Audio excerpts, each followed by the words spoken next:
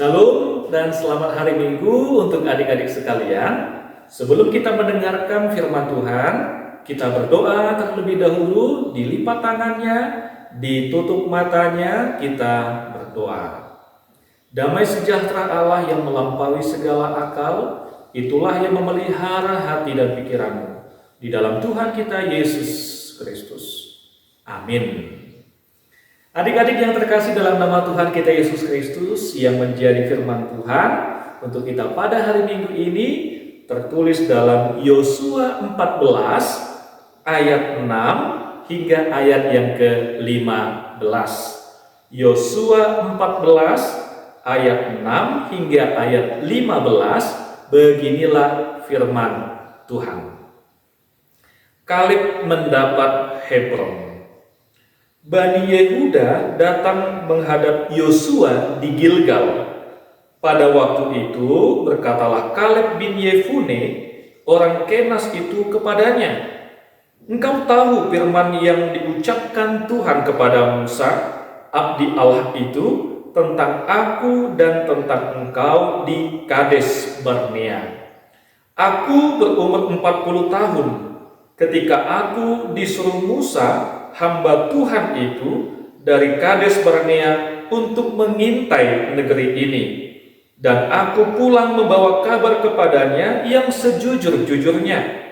Sedang saudara-saudaraku yang bersama-sama pergi ke sana dengan aku membuat tawar hati bangsa itu. Aku tetap mengikuti Tuhan Allahku dengan sepenuh hati." Pada waktu itu Musa bersumpah, katanya, "Sesungguhnya tanah yang diinjak oleh kakimu itu akan menjadi milik pusakamu dan anak-anakmu sampai selama-lamanya, sebab engkau tetap mengikuti Tuhan Allahku dengan sepenuh hati. Jadi sekarang sesungguhnya Tuhan telah memelihara hidupku seperti yang dijanjikannya. Kini sudah 45 tahun lamanya sejak diucapkan Tuhan firman itu kepada Musa, dan selama itu orang Israel mengembara di padang gurun. Jadi sekarang telah berumur 85 tahun aku hari ini. Pada waktu ini aku masih sama kuat seperti pada waktu aku disuruh Musa. Seperti kekuatanku pada waktu itu, demikianlah kekuatanku sekarang untuk berperang dan untuk keluar masuk. Oleh sebab itu berikanlah kepadaku pegunungan yang dijanjikan Tuhan pada waktu itu, sebab engkau sendiri mendengar pada waktu itu bahwa di sana ada orang Enak dengan kota-kota yang besar dan berkubu. Mungkin Tuhan menyertai aku sehingga aku menghalau mereka seperti yang difirmankan Tuhan." Lalu Yosua memberkati Kaleb bin Yefune, dan diberikannya Hebron kepadanya menjadi milik pusakanya. Itulah sebabnya Hebron menjadi milik pusaka Kaleb bin Yefune orang Kenas itu sampai sekarang ini, karena ia tetap mengikuti Tuhan Allah Israel dengan sepenuh hati. Nama Hebron dahulu ialah Kiryat Arba. Arba ialah orang yang paling besar di antara orang Enak, dan amanlah negeri itu berhenti berperang. Demikian firman Tuhan. Adik-adik sekolah minggu yang dikasihi oleh Tuhan kita Yesus Kristus, firman Tuhan pada minggu hari ini menceritakan bagaimana seseorang yang bernama Kaleb bin Yefune. Siapa namanya? Kaleb bin Yefune. Jadi ada hal yang sangat menarik yang bisa kita lihat dari teladan yang sudah ditunjukkan oleh Kaleb bin Yefune. Yang pertama adalah dia adalah seseorang yang jujur. Adik-adik tahu nggak apa itu jujur? Siapa yang tahu? Iya. Jadi seseorang yang jujur itu adalah seseorang yang mengatakan hal yang sebenarnya. Jadi kalau tidak benar, dikatakan itu namanya adalah pembohong. Jadi kalau pembohong ini melanggar firman Tuhan, perintah atau titah yang keberapa? Siapa yang tahu? Jangan engkau mengucapkan saksi dusta. Itu adalah patih atau perintah Tuhan yang ke-9. Pintar anak-anak sekolah minggu. Jadi si Kaleb adalah seseorang yang jujur. Apa yang dia lihat, apa yang dia saksikan, itulah yang disampaikan kepada orang lain. Sekarang Amang mau tanya kepada adik-adik sekolah minggu. Siapa di antara adik-adik sekolah minggu yang suka berbohong? Ada yang suka berbohong? Misalnya, Uco sudah dikasih tadi persembahannya, sudah mak, padahal belum dikasih persembahannya. Itu berbohong. Uco sudah makan, sudah mak, padahal belum makan. Itu berbohong atau jujur? Berbohong.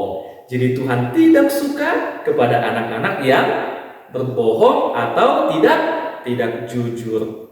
Dan pada waktu itu, ketika Kaleb diutusi Musa untuk melihat, memata-matai, memperhatikan tanah Kanaan, apa yang dia lihat itulah yang disampaikannya kepada si Musa. Karena dia adalah seseorang yang takut akan Tuhan. Dia orang yang setia, dia adalah orang yang senantiasa mengikuti Tuhan sepenuh hatinya.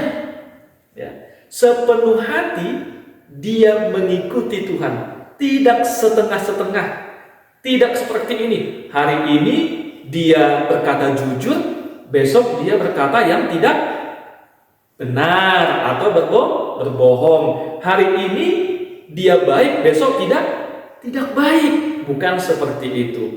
Tetapi ketika dikatakan seseorang itu mengikuti Tuhan, dia melakukan apa yang diperintahkan oleh Tuhan hari ini, besok, dan seterusnya. Jadi seperti itulah si Kaleb.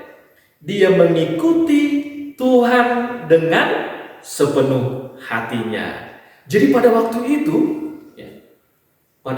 adik-adik, setelah beberapa tahun, setelah diintai negeri Kanaan itu, dan dia menyampaikan kepada Musa bagaimana kondisi di Kanaan itu, kemudian setelah beberapa waktu mereka bisa masuk kepada tanah Kanaan, si Musa berjanji kepada si Kaleb, tanah yang engkau injak itu, tanah di mana engkau berdiri, itu akan menjadi milikmu.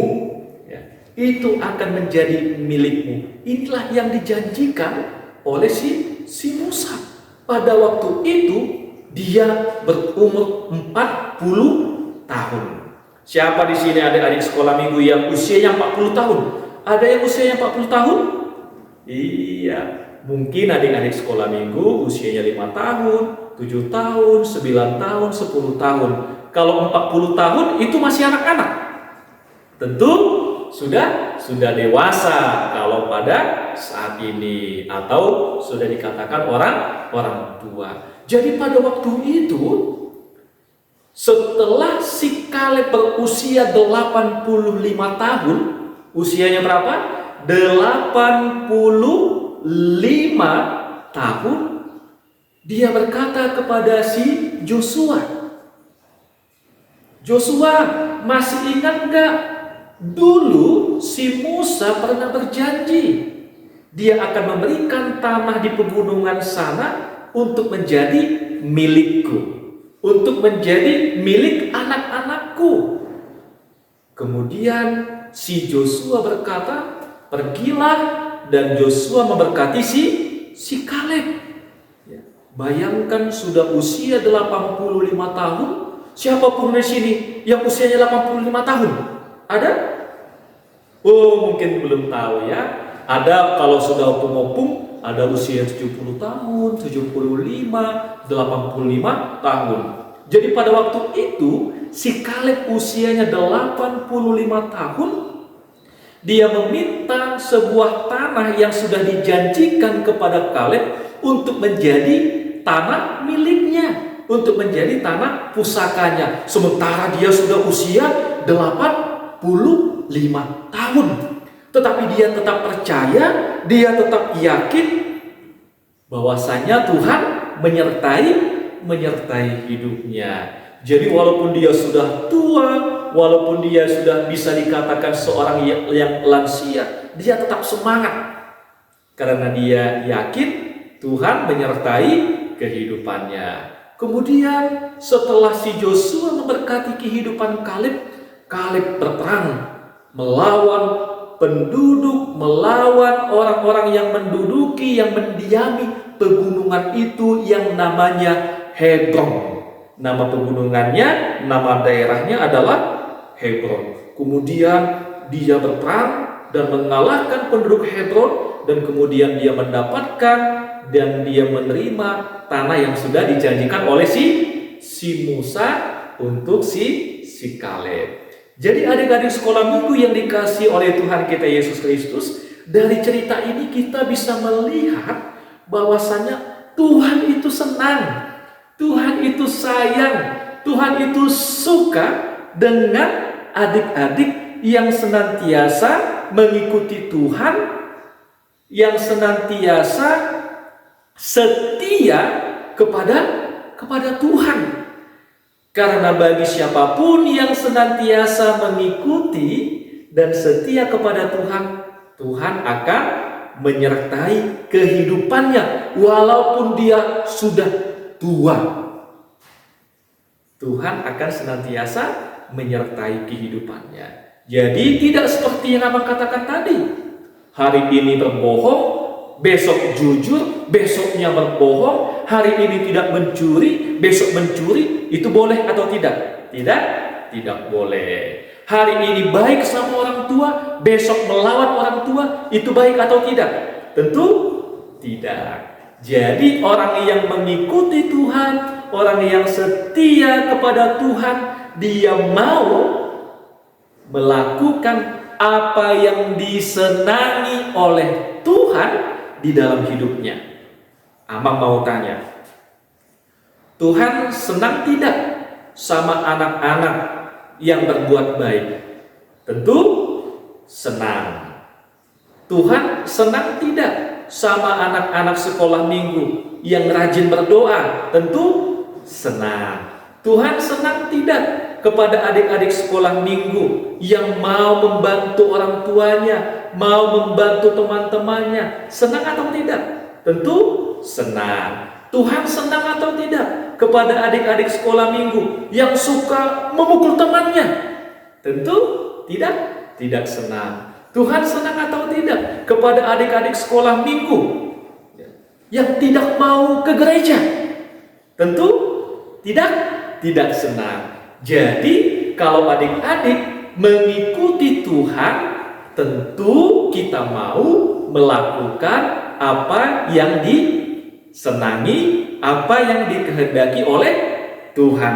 Dan yakinlah ketika adik-adik mau dan setia mengikuti Tuhan di dalam kehidupannya, Tuhan akan senantiasa menyertai, mendampingi, dan memimpin kehidupan kita semua. Jadi walaupun kita masih anak-anak, besok kita remaja, besok kita naposo bulung, sampai orang tua, sampai sudah kakek nenek, sampai sudah punya cucu, harus tetap senantiasa mengikuti dan setia kepada Tuhan. Inilah yang dikehendaki, inilah yang disenangi oleh Tuhan dalam kehidupan kita semua. Amin. Tuhan memberkati.